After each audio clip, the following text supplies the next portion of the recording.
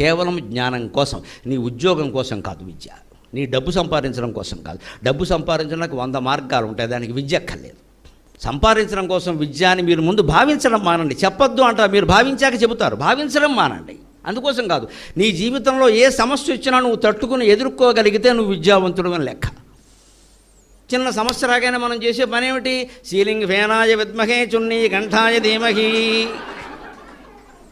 తన్నో చావు ప్రచోదయాతు అయిపోయింది అంతే. ఇందుకోసమా? నీకు వచ్చిన సమస్య నువ్వు పరిష్కరించుకోలేకపోతే ఎందుకు చదివినట్టు MBA? Managing what is managing? You can't manage your own life. నీ జీవితాన్ని నువ్వు మేనేజ్ చేయలేవా? ఆఫీస్ మేనేజ్ చేస్తావు, ఎక్కడి నుంచి చేస్తావు? భార్యతో ఎలా ఉండాలో, భర్తతో ఎలా ఉండాలో, తల్లిదండ్రులతో ఎలా ఉండాలో, అత్తమామలతో ఎలా ఉండాలో, విద్యార్థులతో ఎలా ఉండాలో నీకేం తెలీదా? అది నేర్చుకోవడం కదా విద్య. అందుకోసం చెప్తున్నాడు, విద్యావంతుడు ఎందుకు కావాలి అంటే